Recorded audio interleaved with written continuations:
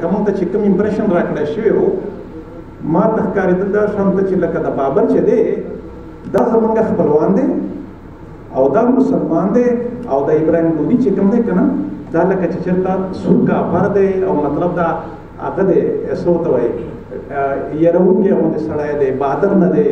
په دې دستوره کې لیکوالانو او پوهانو په رسنیو او حکومت غږ وکړو چې په تعلیمي نصاب او رسنیو کې پښتنو اتلانو ته مناسب ځای ورکړي. د اسلامي کالج پوهنتون استاد او لیکوال اباسین یوسفزي د مشال ریډیو د اتلان کتاب د مخکتنې دستورې ته په خپله وینا کې وویل چې په تعلیمي نصاب کې پښتنو اتلانو ته سم ځای نه دی ورکړی شوی.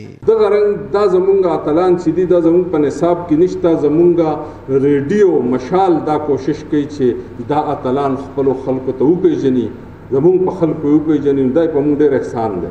هغه یو فلسفي وایي چې که ته غواړې چې د مرګ نه پس دې څوک یاد وساتي نو یو کتاب ولیکه، او که کتاب نشي لیکلی نو یو داسې کارنامه وکړه چې څوک یې ولیکي.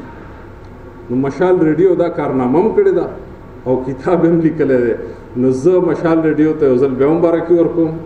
او د چارسدې د باچا خان پوهنتون وایس چانسلر او د پښتونخوا د تعلیمي نصاب د کتابونو د بورډ پخوانی چیرمن ډاکټر فضل رحیم مروت وویل چې پښتنو ته د شعوري پاسون ضرورت دی.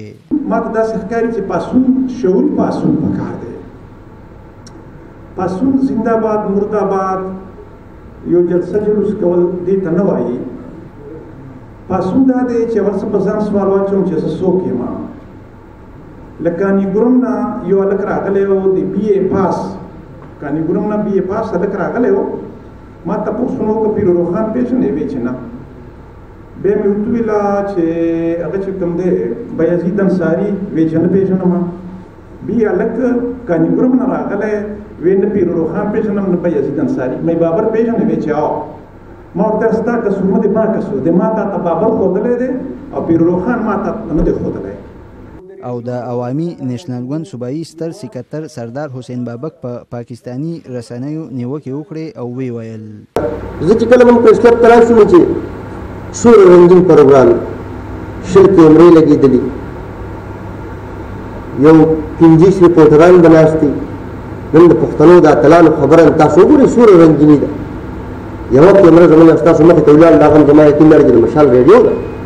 د مشال ریډیو د خپرونو په بنیاد د چاپ شوي اتلان کتاب د مخکتنې په دستوره کې لیکوالانو او پوهانو د مشال ریډیو د دې هڅې ډیره ستاینه وکړه.